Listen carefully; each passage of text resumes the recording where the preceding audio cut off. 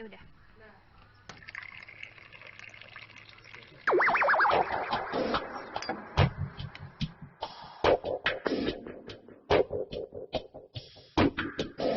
Jadi jangan ada stigma bahwa tanpa biaya kita nggak bisa bikin pelatihan. Nah, insya Allah ini forum BUMDes sudah ngantri itu yang mau ngasih. Tinggal kesiapan dari kawan-kawan saja. Baik, tanpa basa-basi, ini sedikit saya perkenalkan Pak Azizul Kholis. Ini sahabat saya sejak lama. Beliau mengajar di Universitas Negeri Medan di jurusan akuntansi dan sekaligus ini wakil dekan ini di FEB ya. Ya, bayangin Mas Rimba wakil dekan bisa kita tarik ke sini ya. Hari libur lagi ya. Hari libur lagi ya. Di Dewan Riset beliau ya Bapak Ibu ya. Jadi kalau mau riset Pak Azizul dibawa dong program BUMDesnya ke Dewan Riset ya kan. Agar riset BUMDes semakin berjaya. Baik, dengan itu silakan dengan hormat pada Bapak Dr. Azizul. Ya, terima kasih Bu Ketua. Assalamualaikum warahmatullahi wabarakatuh. Waalaikumsalam warahmatullahi wabarakatuh. Pagi menjelang siang, salam sejahtera bagi semua, salam sehat dan salam membangun desa atau salam berdesa. Kalau istilah forum akademisi desa dan bangun desa. Tadi Bu Ketua terlalu berlebihan ya, Bapak Ibu sebenarnya tidak demikian halnya. Kita di sini adalah sebagai warga negara Indonesia yang memiliki kewajiban. Memang dosen itu tugasnya ada 3. Yang pertama adalah mengajar, mendidik. Yang kedua adalah meneliti. Jadi pada hakikatnya hari ini kawan-kawan dari akademisi desa, baik Bu Dr. Nurlinda, Bu Dr. ini dan lain-lain, itu semuanya adalah dalam rangka pengabdian saja. Tadi sudah diperkenalkan, nanti lebih jauh kita akan kenal dalam berbagai forum lainnya. Saya tidak mencari satu persatu, semuanya orang-orang hebat, orang-orang yang mau ya membangun desa, orang-orang yang peduli terhadap perekonomian masyarakat desa. Saya izin langsung saja share supaya menghemat waktu bagi kita Bapak Ibu sekalian. Ini, iya, saya mulai. Apakah sudah kelihatan? Sudah ya? Sudah Pak. Sudah Pak. Oke. Keren. Masya Allah, Keren, ya. luar biasa.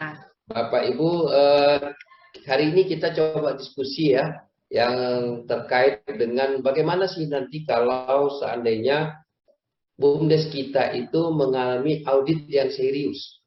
Apa yang dimaksudkan dengan audit yang serius? Audit ketika BUMDes kita bermasalah dengan persoalan hukum.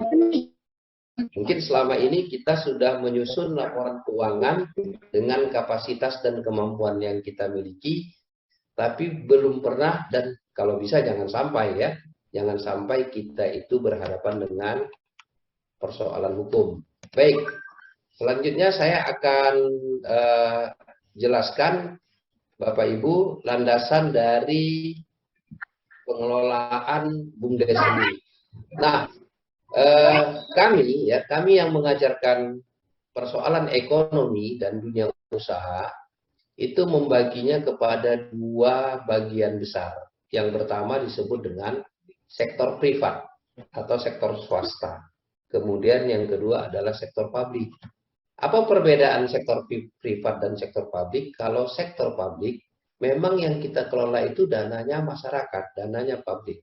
Dananya milik negara ya, yang bersumber dari masyarakat, sehingga pertanggungjawabannya itu harus kepada publik.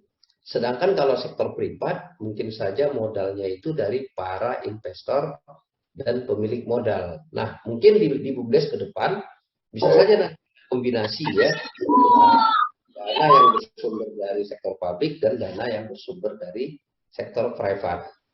Itu adalah dari landasan berpijak kepemilikan dan pengelolaan. Kemudian orientasi kalau di sektor privat itu memang dia murni terhadap profit motif atau yang disebut dengan profit oriented. Tapi kalau kita di BUMDes, BUMDes, BUMD sejatinya profit dan pelayanan. Jadi Bapak Ibu yang mengelola BUMDes selama ini berpikir bagaimana BUMDes kita untung dan dapat juga memberikan nilai tambah kepada masyarakat. Jadi tidak semata-mata mengemban misi profit. Itu adalah orientasi ya daripada BUMDes.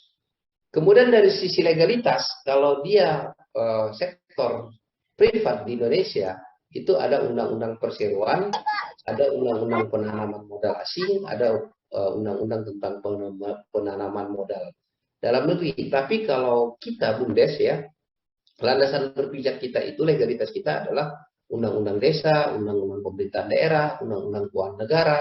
Bahkan kalau seandainya hal yang tidak diinginkan terjadi, kita berhadapan dengan undang-undang tidak pidana korupsi dan juga undang-undang tidak pidana pencucian uang. Nah, oleh sebab itu, Bapak Ibu yang menjalankan BUMDes harus mesti patuh dan berhati-hati. Bayangkan, ini ya saya share nih contoh. Ini ada contoh. Coba. Nah, saya menyebutnya BUMDesku sayang, BUMDesku malang, gitu ya. BUMDesku sayang, BUMDesku malang. Di sini kalau kita lihat, Bapak Ibu, ada beberapa problem yang sudah naik ke permukaan. Ada penggelapan, kemudian ada pengelolaan yang tidak profesional, dan ada yang diaudit oleh inspektorat. Inilah yang kita sebut dengan begitu BUMDes kita sayangi, tapi begitu juga BUMDes itu nasibnya sangat tragis. Karena apa? Orang-orang yang tidak amanah di dalam pengelolaan BUMDes. Apakah berhenti sampai di situ? Tidak, ya, tidak berhenti sampai di situ. Nah, ini bayangkan Bapak Ibu, ada 16 BUMDes yang akan diaudit. Kemudian pihak kejaksaan menunggu hasil audit dari Pemprov. Kemudian hasil audit menunjukkan bahwa BUMDes kekurangan dalam membayar pajak. Ini juga persoalan-persoalan yang muncul dan mengemuka, penting bagi kita sebagai pengelola BUMDes agar tidak terjebak ataupun tidak terjerat persoalan-persoalan seperti ini. Nah, masih ada. Ya, ini saya menyebutnya ampun Bang Jago. Artinya apa? Ya, yang selama ini orang-orang diberikan kepercayaan untuk mengelola BUMDes, ini diciduk oleh pihak kepolisian, ditahan oleh pihak kejaksaan, resmi ditahan oleh pihak kejaksaan. Nah, ini kenapa ini bisa terjadi Bapak Ibu? Kita akan coba bedah ya. Kenapa ini bisa terjadi dan bagaimana ini supaya tidak terjadi bagi kita yang mengelola BUMDes. Nah, oleh sebab itu, kalau tadi Bu Rini mengatakan bahwa kami akademisi sebagai pendekor, sejatinya kita harus mereposisi ulang, Bu Dokter ini, Bu Nurlinda, bahwa kita tidak boleh sebagai pendekor, kita harus tampil sebagai pionir, sebagai pelopor agar BUMDes itu dikelola secara baik, profesional, akuntabel, dan dapat maju, mandiri, serta memberikan kontribusi yang luar biasa terhadap desa. Saya setidaknya memiliki ada beberapa dugaan sementara ya. Kalau terjadi BUMDes seperti itu, yang pertama faktor internal, tidak amanah. Kalau tidak amanah, pengurusnya kita ganti. Atau yang kedua, tidak mau tahu. Kalau tidak mau, ya kita kasih sanksi. Atau yang ketiga, tidak mengerti atau tidak paham, ya harus diajarkan. Tapi kalau tidak tahu sama sekali, ya harus belajar. Dari mana? Di sini semuanya sudah jelas ya. Bapak Ibu bisa, sekarang era Internet of Things, semua informasi dan semua bahan ada di sini. Semua peraturan ada di sini. Kalau tidak paham, forum akademisi desa, praktisi desa siap untuk terus mendampingi. Ini adalah dari sisi internal kalau saya ingin melihat apa sebenarnya salah kelola dari BUMDes itu sendiri sehingga sampai kepada persoalan hukum. Kemudian yang kedua adalah faktor eksternal. Yang pertama mungkin tidak terbimbing. Nah, inilah tugas kita untuk memberikan bimbingan teknis. Atau tidak terkendali, maka harus ada sistem kontrol. yang baik. Kemudian tidak peduli, ya, marilah kita membangun solidaritas sesama pengelola BUMDes, sesama pemerintah desa, sesama pemerintah kabupaten, ada dinas pemberdayaan masyarakat desa, ada dinas sosial, ada dinas UKM. Kemudian mungkin tidak ada contoh yang bisa diadopsi. Mari kita dampingi. Oleh sebab itu tidak salah misalnya Sumatera Utara membuat satu pilot project yang sistem akuntansinya sudah rapi, omsetnya stabil, pengurusnya amanah, dan terbimbing oleh akademisi sebagai BUMDes teladan ataupun BUMDes pilot yang dapat diandalkan untuk diadopsi oleh BUMDes-BUMDes lainnya. Perguruan tinggi, disinilah peran kita, lakukan penelitian dan pengabdian masyarakat. Ini perlu kita riset, ya, bagi para kawan-kawan dosen. Ini adalah peluang bagi kita untuk meriset sebenarnya apa yang menjadi persoalan mendasar untuk pemicu persoalan-persoalan BUMDes di lapangan. Asosiasi LSM dan konsultan perlu pendampingan berkelanjutan dan penegak hukum, pembinaan dan pengawasan terpadu. Oke, sekarang kita bergeser ke persoalan keuangan. Nah, tentunya karena kita katakan bahwa uang yang ada di BUMDes, salah satu sumbernya adalah uang yang ada di desa.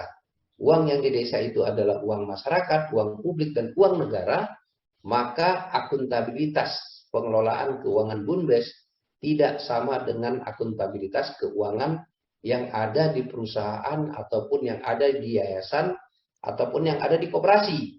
Tapi akuntabilitas keuangan BUMDes itu memang harus benar-benar dapat dipertanggungjawabkan. Nah, ini sudah ada regulasi yang mengaturnya, saya tidak menjelaskan lagi secara detail supaya kita nanti bisa langsung fokus kepada kasus per kasus. Ini adalah siklus keuangan di desa, mulai dari perencanaan sampai kepada pertanggungjawaban. Bapak Ibu tentunya di desa sudah tahu tahapan ini dan sudah menjadi pelakunya langsung, ya, sudah menjadi pelaksananya langsung. Ini adalah di pemerintahan desa, belum di BUMDes. Di BUMDes bagaimana? Di BUMDes seperti ini. Nah, ya, kalau kita lihat di BUMDes Bapak Ibu, maka ya yang pertama harus ada perencanaan. Mungkin selama ini kawan-kawan kita yang mengelola BUMDes tidak berbasis pada perencanaan. Kalaupun ada berbasis perencanaan, hanya sebatas perencanaan dokumen, tidak perencanaan yang sesungguhnya. Kemudian pelaksanaan. Pelaksanaannya tidak dilaksanakan sesuai perencanaan, ataupun pelaksanaannya menyimpang dari perencanaan, ataupun pelaksanaannya memang tidak direncanakan sebelumnya. Dari perencanaan ke pelaksanaan, di sini sudah muncul satu mata rantai yang terputus sehingga menimbulkan persoalan. Demikian juga bila tidak direncanakan dengan baik, tidak dilaksanakan dengan baik, maka penataan usaha juga tidak baik, apalagi pelaporan, pertanggungjawaban dan pengawasannya. Nah, sekarang Bapak Ibu kita akan uraikan satu-satu. Kita mulai dari perencanaan, ya. Nah, kita mulai dari perencanaan. Ini, kalau kita membuat perencanaan, yang pertama sekali kita harus patuhi peraturan. Kita tidak boleh merencanakan di luar kewenangan kita. Dan kita harus merencanakan sesuatu itu yang sesuai dengan aturan BUMDes, undang-undang, peraturan pemerintah, peraturan menteri, peraturan daerah, peraturan gubernur, bupati, wali kota, bahkan peraturan desa. Nah, misalnya begini, Bapak Ibu BUMDesnya adalah usaha simpan pinjam. Jelas ya, usaha unit simpan pinjam. Tetapi di dalam perencanaan, Bapak Ibu merencanakan yang sifatnya itu bukan simpan pinjam, tapi membangun gedung kantor. Jadi orientasi usahanya adalah membangun gedung fisik untuk sarana prasarana, tidak perputaran terhadap usaha BUMDes itu sendiri. Semestinya yang direncanakan di sini adalah berapa target perputaran simpan pinjam yang akan di-launching atau yang diluncurkan, yang akan digulirkan. Kemudian berapa target jumlah masyarakat penerima manfaat. Kemudian berapa usia produktif yang akan diberikan dana simpan pinjam. Semestinya itu yang direncanakan. Akan tetapi kecenderungannya BUMDes ini dia merencanakan sesuatu yang lebih mudah untuk didapatkan keuntungan bagi pengurusnya. Ini adalah suatu problem yang menyalahi dari perencanaan.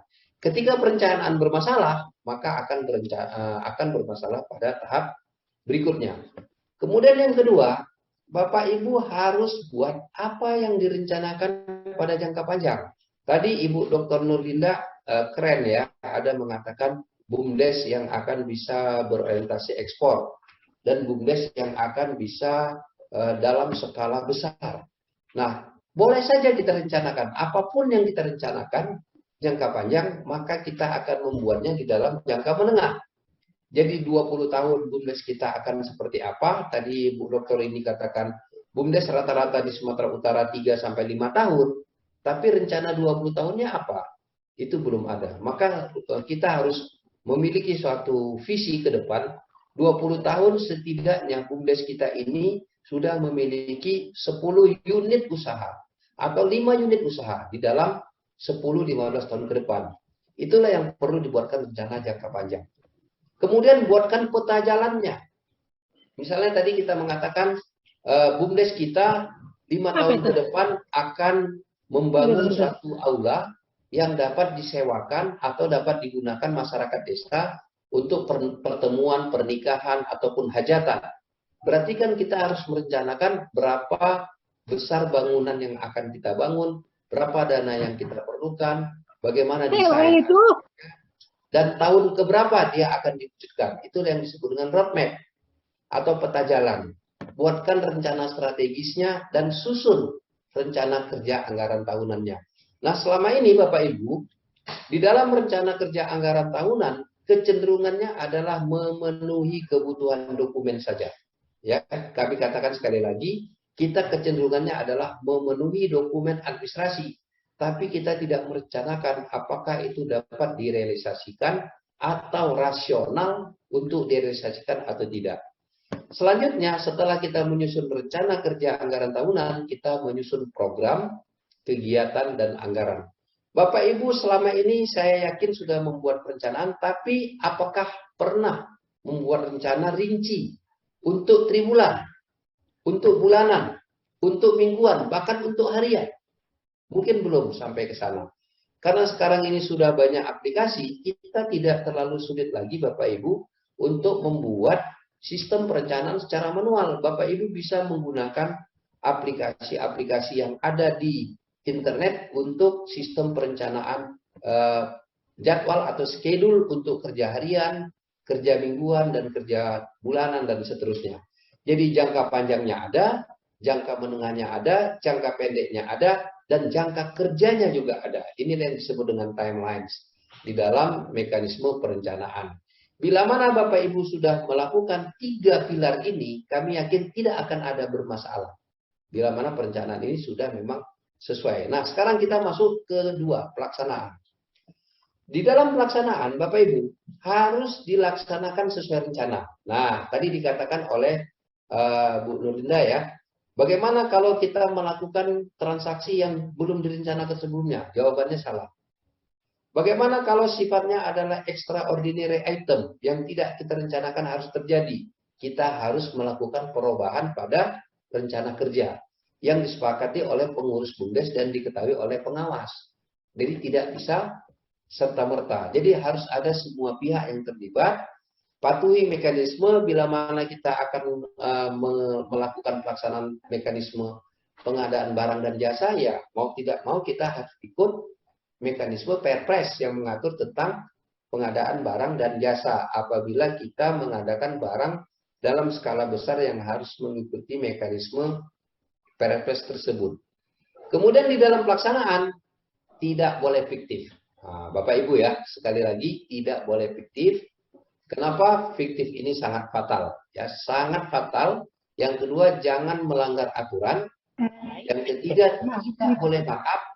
Yang keempat, tidak boleh merubah kegiatan, harus sesuai spesifikasi. Lengkapi bukti fisiknya, lengkapi berita acaranya, lengkapi fotonya, dan lengkapi juga videonya. Bapak Ibu, selama ini yang sering menjadi kendala, kita tidak memiliki bukti fisik bahwa kegiatan itu sudah kita laksanakan. Kita tidak ada berita acara bahwa barang yang dibangun sudah diserahkan kepada kita. Kita lupa mendokumentasikan fotonya dan kita tidak membuat videonya. Padahal sekarang sudah era digital, era teknologi informasi. Kemudian Bapak Ibu harus sesuai anggaran, ya, harus sesuai anggaran. Buat jadwal kerjanya, buat tim kerjanya, bagi tugas dan saling kontrol. Ini kita katakan contoh. Contohnya adalah mungkin di desa kita, BUMDes bisa saja memiliki satu unit usaha pengadaan air bersih, ya, seperti di Sibolangit itu ada beberapa BUMDes yang mengelola tempat pengambilan air pegunungan untuk dibawa ke Kota Medan. Nah, di sana direncanakan akan membangun depot air yang lebih representatif untuk kemudahan pelayanan. Maka disusunlah di dalam anggaran tahun 2022 akan dibangun satu depot dengan anggaran 200 juta misalnya. Akan tetapi ketika dilaksanakan atau direalisasikan, ternyata anggaran 100 juta itu dibuat pertanggungjawaban karena selama ini rupanya memang sudah ada depotnya. Depot yang sudah ada dimanfaatkan, dibuatkan anggarannya, tapi tidak dibangun, hanya direnovasi dan dicat, dibuat pertanggungjawabannya. Itu adalah sama dengan yang disebut dengan fiktif. Atau pengadaan tabung airnya yang di harga pasaran atau harga standar, itu rata-rata adalah satu tabung itu 5 juta, tetapi di dalam pertanggungjawaban dibuat 8 juta nilai perolehannya. Jadi Bapak Ibu, sekali lagi, kalau perencanaannya sudah bagus, pelaksanaannya tidak bagus, itu sama dengan bermasalah. Pelaksanaannya bagus, tidak ada juga di perencanaan, mungkin dapat dimaklumi, tetapi harus disesuaikan kembali perencanaannya. Kemudian pelaksanaan yang bagus, tidak mematuhi ketentuan atau peraturan juga kena. Jadi pelaksanaan yang bagus itu sesuai rencana dan sesuai dengan peraturan dan ketentuan yang berlaku. Baik, kita lanjut. Sekarang adalah penata usahaan. Bapak Ibu, di dalam prinsip akuntansi ada yang disebut dengan pencatatan secara kronologis. Apa artinya? Artinya sekecil apapun kegiatan semuanya harus tercatat. Itulah gunanya jurnal, ya. Itulah gunanya jurnal. Bagaimana mencatatkan suatu kejadian di dalam pengelompokan akun yang dijelaskan oleh Bu Dr. Nurlinda tadi, itu adalah pengiktisaran dan pencatatan sesuai dengan kejadian masing-masing berdasarkan kronologis ataupun urutan tanggal kejadian. Selama ini yang kita temukan di lapangan, kejadiannya itu sudah terjadi bulan lalu, baru disusun laporannya di akhir bulan. Kita menyusun laporan di bulan Desember untuk kejadian di bulan Maret, ya udah pasti kita salah. Sudah pasti kita itu tidak sesuai lagi dan bahkan lupa. Akhirnya apa? Kita membuat bukti rekayasa atau bukti baru. Kita mengada-ngada bukti, membuat bukti yang dapat di-SPJ-kan kejadian bulan Maret, kita buat di bulan Desember. Tentunya ini ketika audit, ini pasti ketemu Bapak Ibu. Ketika audit ini pasti ketahuan. Ketika audit ini pasti menjadi temuan Bapak Ibu. Nah, oleh sebab itu di dalam penata usahaan, catat semua kegiatan secara administrasi. Contoh untuk rapat, Bapak Ibu harus buat undangan, harus buat daftar hadir, harus buat notulen dan harus ada fotonya. Kemudian untuk pembelian harus ada daftar kebutuhan, harus ada persetujuan pembelian, berapa orang yang menyepakati bahwa barang ini layak dan boleh dibeli. Harus ada faktur, harus ada kwitansi, harus ada pajak. Kalau di atas 2 juta kena PPN, di bawah 2 juta belum kena PPN, harus ada kwitansi dan harus ada serah terima barang dan harus ada daftar inventaris barang yang kita beli. Ini semuanya harus dicatat dan disusun secara sistematis atau disusun secara sistem akuntansi. Bagaimana mekanisme pencatatan akuntansinya? Yang pertama kita bisa merujuk pada aplikasi yang sudah dibuat oleh Mas Rimba dan kawan-kawan yang sudah ditrainingkan kemana-mana, yang sudah dirancang, yang sudah dilakukan sedemikian rupa untuk diterapkan. Dan bagaimana sistem penerapannya? Tadi sudah ada akun-akunnya ya. Nah, oleh sebab itu yang paling terpenting adalah kita jangan lalai atau jangan abai di dalam penatausahaan keuangan ini. Kemudian buat laporan ya, periodik kegiatan dan keuangan. Jadi laporan itu ada dua Bapak Ibu ya, laporan kegiatan dan laporan keuangan. Laporan keuangan itu adalah untuk audit keuangan. Laporan kegiatan adalah untuk audit kinerja. Sesuaian antara berapa dana yang digunakan dan berapa hasil yang dihasilkan. Misalnya begini Bapak Ibu, ada BUMDes yang menjalankan usaha peternakan ya. Peternakan, dia beternak kambing, katakanlah beternak kambing. Modal yang dimasukkan 200 juta. Dimasukkan modal 200 juta dan sudah berjalan setahun, dia hanya mampu menghasilkan keuntungan 2-3 juta. Memang kambingnya bertambah, tapi keuntungannya tidak bertambah.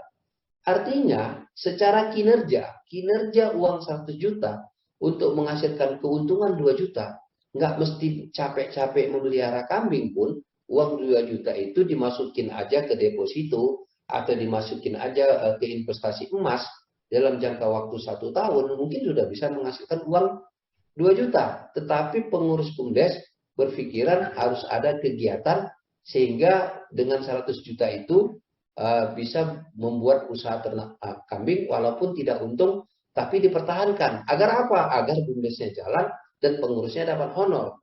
Ini secara kinerja, secara kegiatan, ini tidak layak ketika dilakukan audit ya untuk kinerja. Baik, berikutnya adalah pelaporan. Bapak Ibu, bagaimana untuk kita bisa menyusun laporan yang baik? Yang pertama, patuhi pedoman. Ya, patuhi pedoman. Apa itu pedoman? Standar akuntansi. Gunakan aplikasi, siapkan orang SDM yang mampu bekerja untuk itu, patuhi standar. Tentunya untuk mematuhi standar harus orang yang mengerti akuntansi. Untuk menjalankan aplikasi, bisa orang yang mengerti akuntansi dan bisa juga yang memiliki pemahaman dasar, diberikan training, BIMTEK untuk menjalankan aplikasi. Ini adalah untuk pelaporan. Kemudian patuhi standar operasional prosedur dan pedoman administrasi. Susun. Bapak Ibu di BUMDes masing-masing, susunlah. Bagaimana pedoman pengeluaran uang?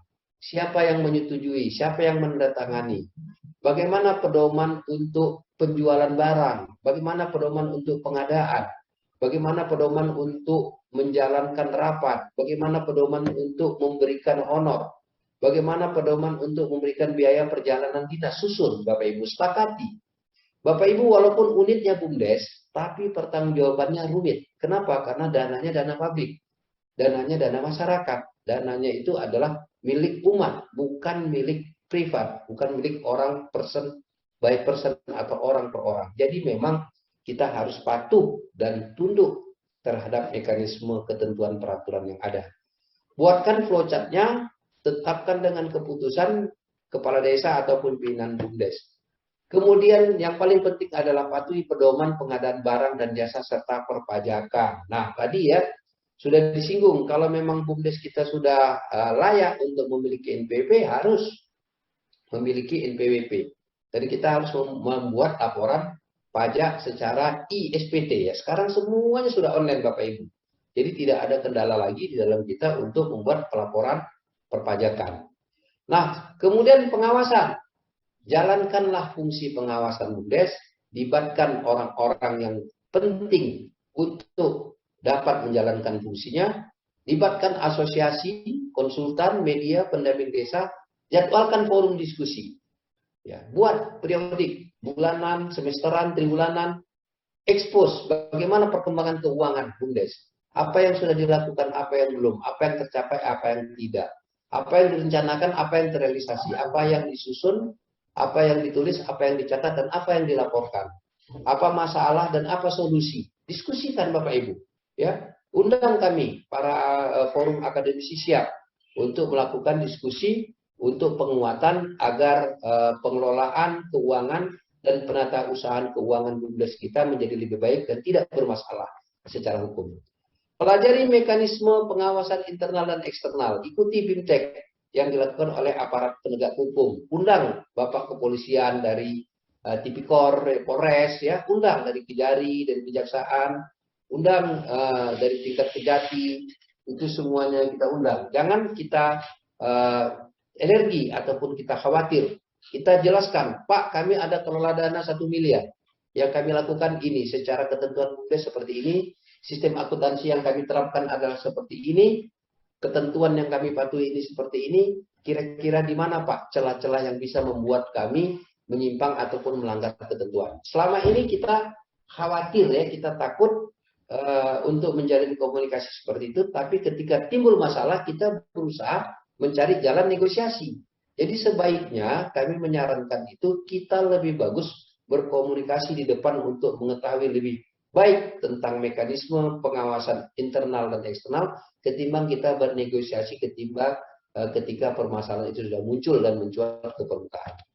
Nah, untuk BUMDes sendiri ada 3 audit, ya, yang bisa dilakukan. Yang pertama adalah tentang kinerjanya, audit operasional manajemennya, kemudian audit ketaatan atau kepatuhan terhadap standar akuntansi dan SOP yang dijalankan. Kemudian yang ketiga adalah audit keuangan. Nah, audit keuangan ini nanti akan menimbulkan yang disebut dengan opini dan temuan hasil audit.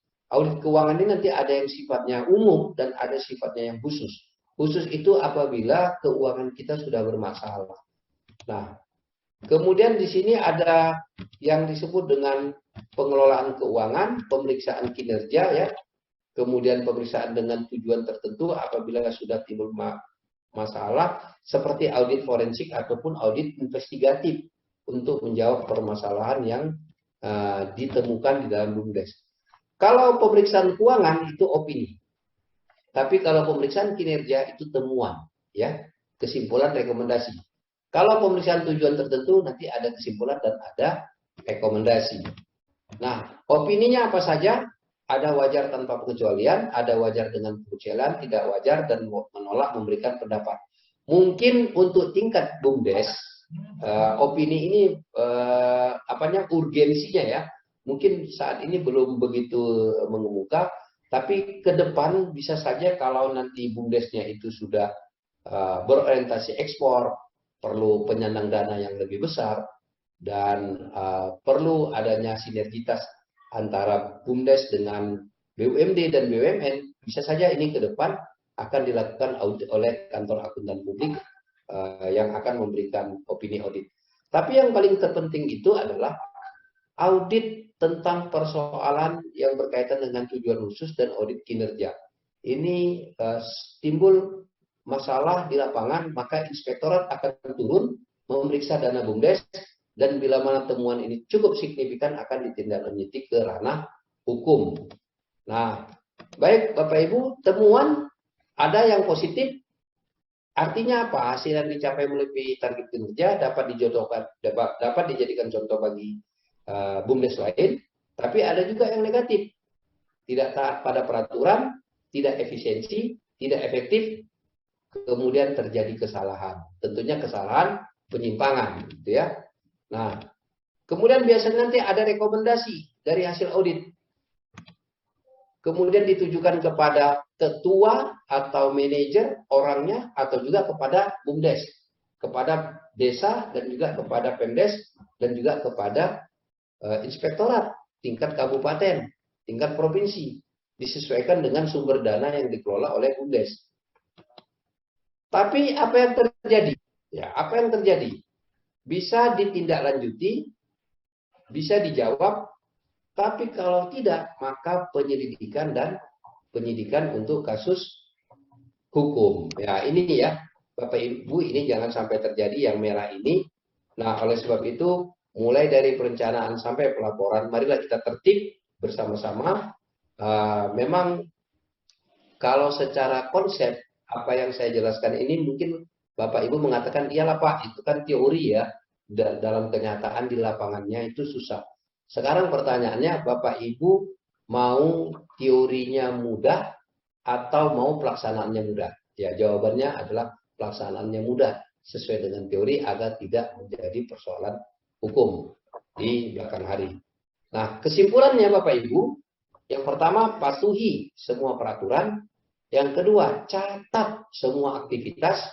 Yang ketiga, susun laporan secara sistematis. Yang keempat, libatkan semua pihak. Yang kelima, belajar dan berdiskusi secara berkelanjutan. Pak Zizul, monggo, Pak. Ya, terima kasih Mas Rimba. Kalau secara standar akuntansi ya, bahwa aset itu yang pertama diperoleh dari dibeli, apa yang disebut dengan harga perolehan ya, nanti dilihat dari nilai historisnya. Berapa total nilai perolehan, yaitu nilai beli ditambah dengan biaya-biaya yang melekat sehingga menjadi aset. Itu kalau itu udah jelas, sudah lazim.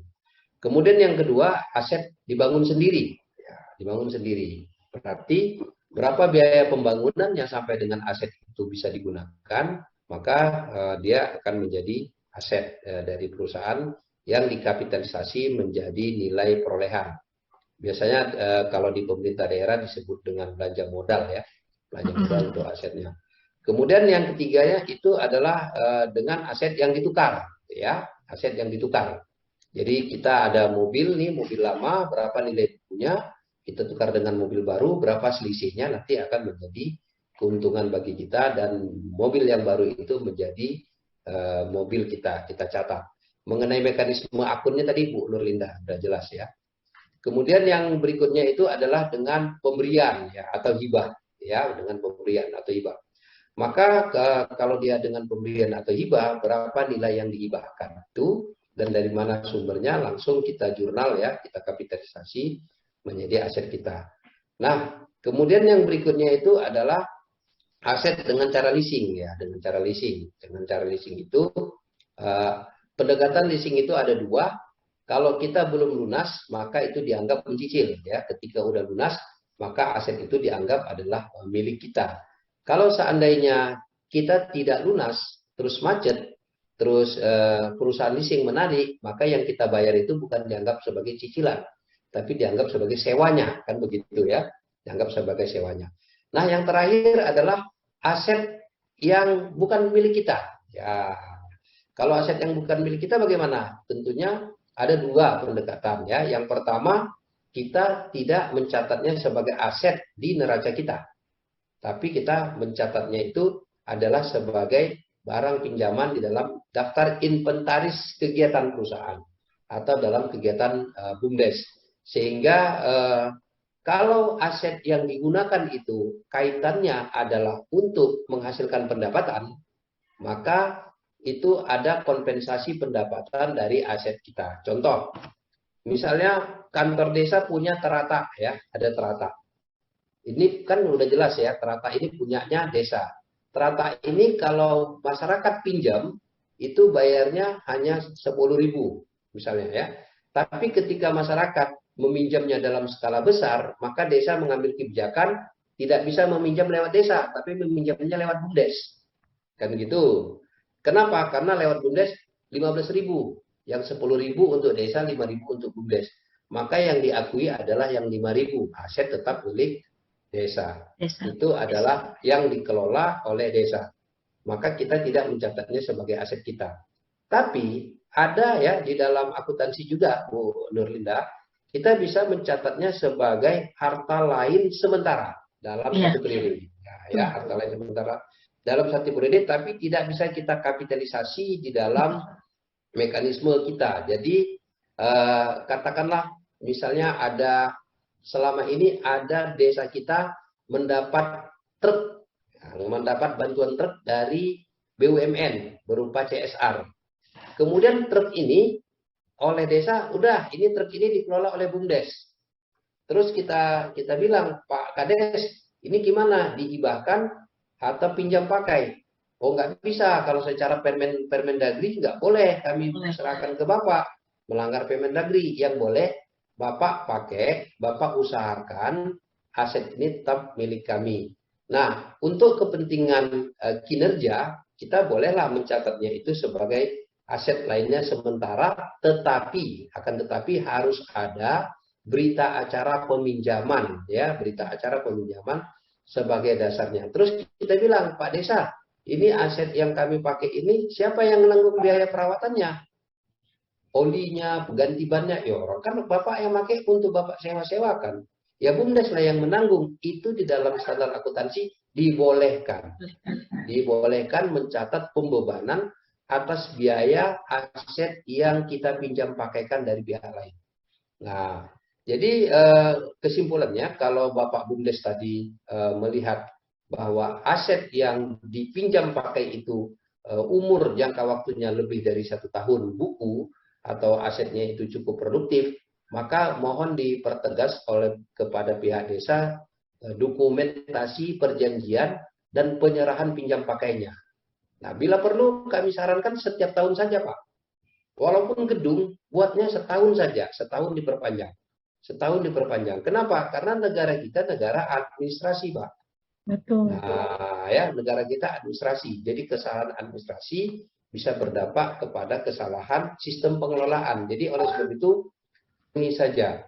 Kalau Bapak kepala desanya tidak keberatan untuk memperindah neraca kita supaya aset kita kelihatan besar, kita masukkan di aset lainnya, kemudian di catatan kita buat catatan atas laporan keuangan bahwa mobil ini bukan miliknya BUMDes, tapi dipinjam oleh BUMDes dengan nilai kapitalisasi. Harganya kami akui sebesar 230 juta truk Fuso jenis fuel diesel jenis ini, merek ini, dan seterusnya. Seperti itu solusi yang bisa ditawarkan untuk dimasukkan ke dalam neraca kalau memang itu urgensinya. Tapi kalau tidak berarti dia masuk ke dalam inventaris desa, penghasilannya itu Bapak buat di catatan, Bu Nurlinda, ya. Karena kan begini, nanti saya mengaudit, saya bilang, Pak, ini kok ada pendapatan sewa transportasi, mana truknya, Pak? Kan gitu. Oh, truknya punya desa, Pak. Di dalam itu adalah aset desa. Tapi penghasilannya itu kami yang memungut. Oke, Bapak memungut ini dibukukan, ada dibuat di dalam catatan laporan keuangan bahwa penghasilan sewa truk itu dengan pemberdayaan berasal dari truk desa. Enggak ada, Pak. Bapak berarti keliru. Di dalam disclosure, ya, pengungkapan laporan keuangan, Bapak tidak mengungkapkan sepenuhnya. Seperti itu, ya, Bu Dr. Nurlinda, yang bisa kita bantu untuk Bapak-Bapak yang pengelolaan BUMDes. Tapi kalau memang sebenarnya kan begini, BUMDes ini kan milik desa, desa juga milik BUMDes, gitu ya. Sebenarnya ini sama seperti kita pinjam sepeda motor ayah kita sewakan sama teman kita, kan begitu. BPKB-nya masih milik ayah kita, tapi teman kita nyewa sepeda motor ayah kita, uangnya dikasih ke kita, kita nggak ngasih ke ayah kita, kan begitu. Nah, ini adalah mekanisme yang terjadi di praktek, harus kita sikapi dengan satu catatan, apapun kejadian itu harus ada dokumentasi administratif semua. Demikian, Bu Nurlinda. Terima kasih Pak Ajijul. Jadi Bapak Ibu sinkron, ya. Kenapa saya menggandeng Pak Ajijul untuk menjelaskan apa yang ditanyakan oleh Bapak tadi? Karena semua yang kita lakukan nanti akan berdampak kepada auditnya. Nah, Pak Ajijul ini kan tadi membahas sisi audit. Jadi benar, kita harus catat, kan kita diberi kebebasan tuh sebenarnya merencanakan akun. Bisa disiapkan satu kode akun untuk kejadian hal-hal seperti ini, terutama terkait aset tidak lancar atau aset tetap tadi. Tapi jangan lupa yang namanya mencatat itu ada dokumentasi. Nah, dokumentasi itu ditanya nanti sama auditor seperti Pak Ajijul sampaikan. Auditor akan bertanya mana dokumennya. Jadi apapun yang terjadi dengan pihak desa, walaupun secara sederhana, buat berita acaranya Bapak Ibu, nanti tinggal pencatatannya seperti tadi saya bilang, kalau memang terkait dengan PP nomor 11, berarti Bapak Ibu sudah harus catat sebagai aset Bapak Ibu yang diperoleh dari hibah, seperti yang kita jelaskan tadi. Tetapi kalau masih pakai permen, boleh dicatat di inventaris, ada buat daftar inventaris, tapi jangan lupa dibuat di CALK, di catatan atas laporan keuangannya. Di situ dijelaskan nanti Bapak Ibu, termasuk pendapatan, misalkan dapat pendapatan dari hal tersebut. Kan tadi saya jelaskan juga pendapatan ada dua, pendapatan usaha dan pendapatan lainnya. Nah, jika nanti dia berasal dari pendapatan yang bukan dari kegiatan usaha kita, bisa masuk di pos lainnya. Tapi dijelaskan juga di CALK tadi, di catatan atas laporan keuangan. Jadi sebenarnya urgent sekali kita punya catatan atas laporan keuangan. Mungkin webinar berikutnya kita bisa sarankan juga kepada Bu Rini selaku ketua untuk bisa mengangkat topik ini. Itu ya Bapak yang bisa kami sampaikan. Mohon maaf kalau keterbatasannya jika tidak puas dalam jawabannya. Baik. Terima kasih jawabannya Bu Linda, Pak Azizul. Kita lanjutkan yang sebenarnya untuk JALK ini sudah kita akomodasi ya Bu Linda ya di Sudah Pak, betul. JALK ini meskipun belum sempurna.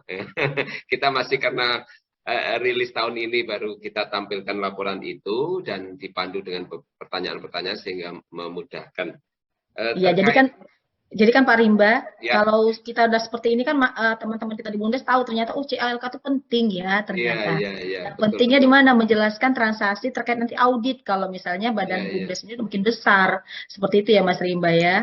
Kalau selama ini kan mungkin mikir apa sih CALK seperti itu ya. Baik, kemudian menyambung pertanyaan berikutnya, sambil menunggu kawan-kawan yang mau bertanya ya, barangkali saya boleh bertanya ya Pak Azizul ya. Izin, karena saya juga peserta ini, banyak pertanyaan ini tadi tersirat dari Bang Sirajudin dan banyak ditanya kawan-kawan pada saat pelatihan itu adalah terkait biaya penyusutan, Pak. Biaya penyusutan itu kalau mengikuti standar yang ada dengan umur ekonomis yang sudah ada itu menjadi besar gitu ya, dan itu membebani misalnya ya. Nah, ada banyak pertanyaan gimana kalau kita belum sanggup ya dibebani biaya penyusutan yang besar, sementara juga pengurusannya tidak semuanya digaji pada saat ini gitu ya. Nah, apakah ada cara yang bisa dilakukan pengurus untuk menyesuaikan biaya penyusutan agar tidak terlalu besar, entah umur ekonomisnya misalnya ya diperpanjang misalnya. Apalagi yang kedua, contoh yang tadi disebutkan adalah asetnya ini hanya hak untuk mengelola saja. Apakah boleh kemudian penyusutannya itu juga dibagi gitu ya, tidak hanya BUMDes yang menanggung, mungkin desa juga ikut menanggung. Itu pertanyaan pertama. Kemudian yang kedua, kayaknya untuk audit ini tidak bisa selesai sampai di sini Pak Azizul. Harus ada lanjutannya yang tadi praktek ya, ada prakteknya bagaimana cara audit dengan mudah BUMDes. Karena kawan-kawan ini di sini banyak pendamping dan ilmu audit harusnya memang ada di kawan-kawan audit untuk pembinaan. Sehingga setiap saat ketika kunjungan ke BUMDes bisa melakukan dan membuat rekomendasi apa yang kurang untuk diperbaiki. Barangkali kalau lain waktu ada kita dalami lagi, Pak Azizul, kalau boleh, silakan untuk dijawab. Ya, makasih Mas Rimba. Ini kalau orang Medan bilang jeruk makan jeruk.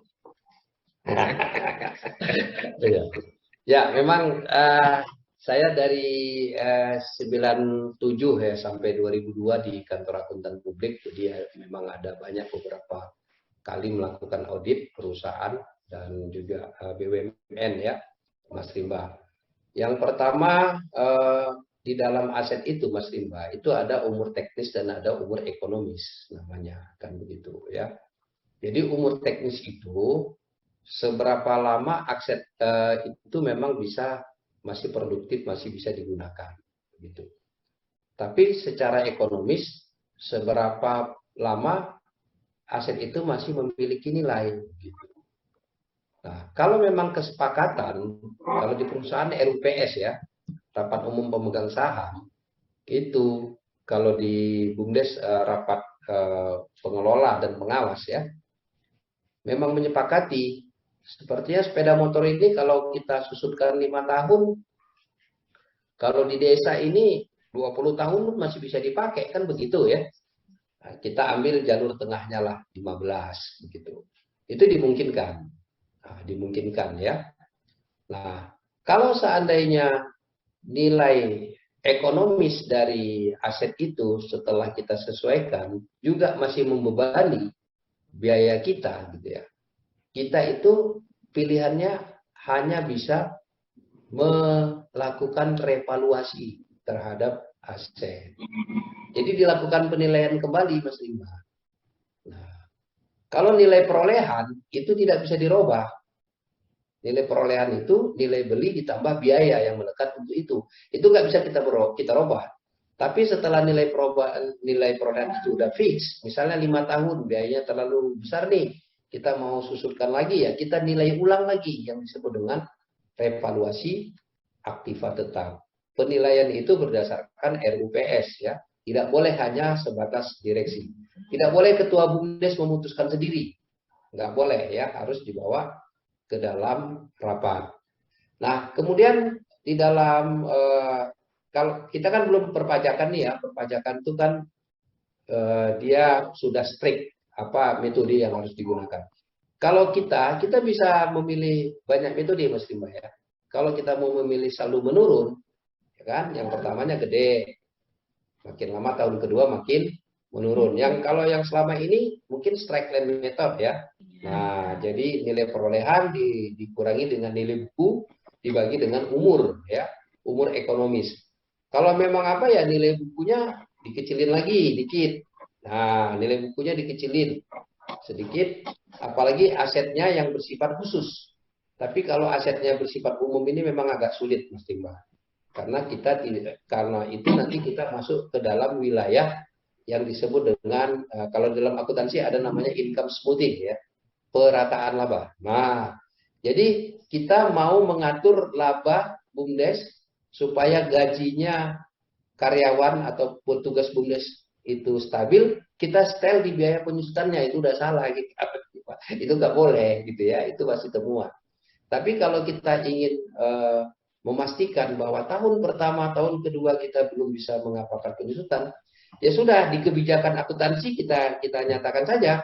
Betul. Untuk tahun ini kita belum melakukan penyusutan terhadap aset. Udah, bisa Mas Rimba. Nggak apa-apa, yang penting disepakati seperti itu. Gitu ya. Bisa. Kecuali kita TBK, ya kita listing di Bursa Efek, itu nggak boleh. Itu beda lagi ketentuannya. Ya, kalau kita listing, kita harus mengikuti peraturan ketentuan OJK tentang penyusunan laporan keuangan bagi perusahaan yang listing atau yang memberikan laporan annual report kepada publik. Itu beda ya, itu memang strict, metodenya pun sudah diatur, kebijakan akuntansinya pun sudah diatur. Tapi kalau untuk tingkat BUMDes ini masihlah dimungkinkan tahun kedua kita membeli aset investasinya besar, tahun ketiga kita udah nyusutin puluhan juta sehingga orangnya nggak bisa digaji kan begitu ya, berdampak pada laporan keuangan. Boleh saja kita buat kebijakan, tapi tidak boleh setiap tahun berturut-turut. Nah itu ya. Jadi kalau kita puasa nih Mas Rimba, kelupaan minum boleh kan sekali?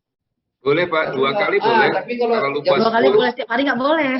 Kalau jam 10 lupa, jam 11 lupa, jam 12 lupa, jam 3 lupa, kan kenapa? Itu sengaja. Itu nggak boleh ya, nggak boleh gitu kan. Nah, jadi karena kan standar akuntansi ini juga bukan kitab suci ya. Ini adalah pedoman atau acuan. Itu yang pertama, yang terkait dengan bagaimana strategi BUMDes untuk menyikapi biaya penyusutan dalam sistem ataupun kebijakan akuntansi yang pertama. Kemudian yang kedua tadi ya Mas Rimba ya, kan tadi kita katakan kalau itu bukan aset kita nggak nyatetnya di aset kita. Gitu. Kita nggak nyatetnya di aset kita Mas Rimba. Kita nyatetnya paling mungkin itu adalah di others asset. Nah, aset lainnya. Aset lainnya itu nanti bisa disebutkan di situ aset simpan pinjam, aset pinjam, aset pinjam ya. Kalau nanti pinjamnya itu udah diproses ke hibah, dia baru pindah lagi ke atas. Betul. Itulah tadi yang dijelaskan Bu Nurlinda. Kenapa sih rekening ini harus dikelompokkan? Kenapa ada kakeknya? Kenapa ada ayahnya? Kenapa ada anaknya? Kenapa ada cucunya? Betul. Karena dia termasuk kelompok. Itu yang disebut dengan chart of account ya. Termasuk kelompok. Nah, jadi kita tidak bisa mengelompokkan goodwill ke dalam aset tetap. Kenapa? Nggak bisa. Karena di dalam ketentuan akuntansi diatur seperti itu, gitu ya. Nah, makanya akuntansi ada yang disebut dengan accounting terminology. Jadi kita tidak bisa memaksakan istilah kita kepada istilah akuntansi, tapi kita harus mengikuti istilah yang sudah ditetapkan oleh akuntansi. Misalnya hutang. Utang itu jelas ya, utang jangka pendek, utang jangka panjang. Dalam 1 tahun penyelesaiannya adalah short term ya, short term debt. Tapi kalau di atas 1 tahun ada long term debt. Nggak bisa kita buat rekening utang BUMDes keliling pinggang, nggak bisa. Nah, ya kan, utang keliling pinggang nggak bisa. Apa itu utang keliling pinggang? Di mana-mana ada utangnya BUMDes ini, nggak bisa. Tapi harus dibuat utang pajak, utang gaji, utang ini. Jadi kalau tadi pertanyaan kedua Mas Limba, bagaimana tentang aset desa yang dikelola oleh BUMDes? Solusinya dicatat atas dasar catatan inventaris yang tidak dikuasai. Disebut dengan inventaris yang tidak dikuasai atau yang tidak SHM. Kan ada HGU nih, ada hak guna bangunan, ada hak guna pakai, ada hak guna usaha, dan ada hak milik. Hak milik baru dia masuk kepada aset. Itu adalah catatan inventaris. Yang kedua, ya udah kata desa, kan kamu kan anak saya juga. Masa aset kamu nggak dicatat juga di kamu? Ya udah dicatat di harta lainnya, tapi dalam jangka pendek, dikontrak setiap tahun. Selama dia memberikan manfaat kepada kita. Termasuk disposal aset. Apa itu? Aset-aset yang ternyata tidak produktif lagi gitu ya. Misalnya kita punya mesin nih, mesin penggilingan padi. Tapi mesin penggilingan padi ini dia masih pakai solar, dia tidak pakai mekanisme listrik. Jadi kalau kita pakai solar kita rugi, biayanya besar. Tapi kalau kita gunakan listrik nggak bisa karena dia mesinnya dari awal memang mesin pakai minyak bahan bakar solar. Jadi gimana nih? Aset nggak dipakai produktif tapi aset masih ada, dia masuklah ke other aset lainnya gitu ya. Kalau seandainya nanti kita mau lepas, dia masuk kepada kategori disposal aset yang dijual. Dilihat nanti nilai bukunya baru dicatat untung atau rugi. Seperti itulah Mas Rimba mekanisme untuk aset. Kemudian yang ketiga tentang audit ya, tentang audit. Dan ternyata setelah saya baca ya di dalam Permen, undang-undang tentang pemerintah desa, kemudian di dalam Permendagri juga, itu mekanisme untuk audit BUMDes sebenarnya belum diatur secara detail ya. Tidak ada diatur secara detail. Kalau seandainya kawan-kawan pengelola BUMDes mau kita lakukan audit untuk pembinaan, kita siap. Audit kan gitu. Tapi BUMDesnya pun harus siap juga, gitu ya. BUMDesnya harus siap dalam arti apa? Transparansi. Jangan sampai nanti ada yang ditutup-tutupi, kemudian timbul persoalan hukum dari hasil temuan yang audit kita lakukan. Nah, nggak apa-apa. Yang pertama kita nggak ada, mungkin untuk opini nggak penting ya, tidak begitu penting. Tapi audit kinerja penting. Jangan-jangan BUMDes ini udah 3 tahun dia nggak ngapa-ngapain, cuma muter-muterin duit di kalangan dia aja.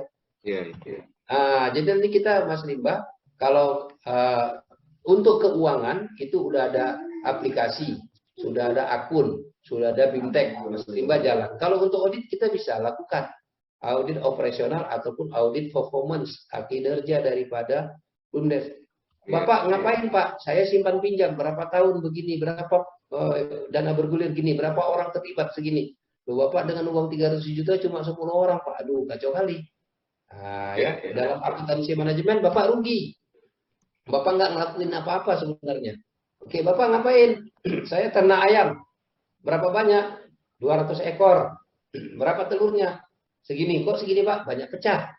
Ya kalau Bapak banyak pecah, ngapain Bapak ternak ayam? Coba pilih alternatif lainnya. Audit kinerja. Nah, seperti itu. Hal-hal yang seperti itulah yang nanti kita siap, Mas Rimba. Kapanpun siap. Kalau memang nanti mau daring siap. Kalau mau luring lebih siap lagi ya. Apalagi sekarang masih musim durian di Sumut ya. Siap. Oke, Mas Rimba. Terima kasih. Ya, terima kasih. Ya, Pak Azizul. Aduh, sangat kaya sekali jawabannya dan tantangannya sudah dijawab nih Pak Azizul. Kayaknya Bu Linda nanti kita coba ya ilmu audit ini dipraktekkan di satu BUMDes gitu. Kita ajak Pak Azizul untuk memotret ya, melakukan audit. Kita ajak kawan-kawan pendamping untuk datang dan mempelajari begitu. Terus kita bawa ke dalam webinar. Terima kasih. Mas Rimba, saya tambah dikit. Nanti juga kita harus bimbing membuat bukti fisik itu. Itu faktur itu kan ada standarnya. Kwitansi juga ada standarnya. Nota juga ada standarnya. Iya. Jadi faktur itu harus ada nomornya. harus ada stempelnya, harus ada tanda tangannya, harus ada rincian jumlahnya. Inilah Bu, Itu harus kita standarisasi. isi kelinci. Pak Ajijul, Ya. kalau misalnya tadi aset kelola tersebut ternyata dicatatlah sebagai masuk kategori aset lainnya nih, ini masuk aset lancar. Nah, kalau masuk aset lancar, kira-kira pertanyaan teman-teman BUMDes kita ini dari sisi audit, bagusnya diberi nama, kalau misalnya tadi kan aset kelola itu terakhir jatuhnya kan berdasarkan Permendagri nggak bisa dicatat sebagai aset tetap, kita catatlah sebagai aset lainnya, tuh kan? Berarti dibuatlah berita acara setahun-setahun. Nah, berarti kan kalau udah setahun-setahun artinya dianggap sebagai aset lancar. Tidaklah ada penyusutan itu ya Pak Ajijul, berarti kalau sudah kita akui seperti itu ya. Enggak lah Bu, apanya yang lancar? Kalau lancar Tadi kan pertanyaannya di atas. itu kan aset kelola tadi, aset kelola dari desa yang ke BUMDes. Fisiknya. Fisiknya. Kalau uangnya tetap aja masuk ke lancar, uangnya. Lancar. Uangnya, penghasilannya. Oke. Apakah ada penyusutannya kalau kita buat per tahun berita acaranya? Enggak Bu, karena bukan aset kita. Nah, ini ya, itu betul Pak. Itulah yang teman kita nanyakan masih kan Ibu, apakah masih ada penyusutan? Kalau bukan aset kita, berarti kan tidak perlu kita buat penyusutan ya Pak ya? Bayar sewa Bu. Iya, seperti itu. Kita bayar sewanya, yang nanggung penyusutan desanya. Iya. Nah, Baik. dijelaskan ya Pak Ajijul di catatan atas laporan keuangan ya? Iya, di dalam pos laporan Iya, bukan sewa Bu. Kita kan dulu kan pernah. Iya. Kayaknya kita perlu mendiskusikan hal ini, audit ini dengan Dinas PMD, Pak Azizul, Bu Linda, Bu Rini. Iya. Sehingga ini menjadi Sesuai dengan SPMD.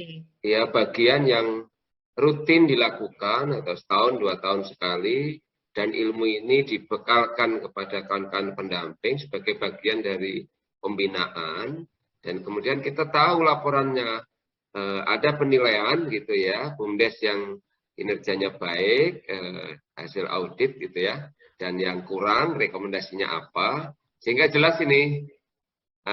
Ini terus terang PR-nya banyak sekali nih Pak Azizul ini. Kita masih banyak yang belum dilakukan, dan ini WA dari Bu Rini nih, Pak Azizul siap untuk turun ke desa ini buat mendukung audit ini ya. Kalau kawan-kawan ini terkait penyusutan maunya akumulasi boleh, tapi jangan jadi biaya. Saya bilang ya jadi timpang nanti kalau tidak ada nilai tapi tidak dijadikan biaya. Memang banyak yang minta begitu kalau pelatihan ya Mas Rimba ya. Iya. Tapi ini bilang itu melanggar. Ya, ini tadi jawaban Pak Izul juga mengakomodasi bahwa sesuai prinsip pemberdayaan yang banyak dipegang kawan-kawan, bahwa kita bisa hitung umur ekonomis itu sesuai fakta di lapangan gitu ya. Tadi yang biasanya 5 tahun ternyata laptop itu bisa sampai 15 tahun, 10 tahun misalnya ya. Nah, itu ada penyesuaian umur ekonomis yang menjadi jalan tengah lah agar penyusutannya tidak terlalu besar.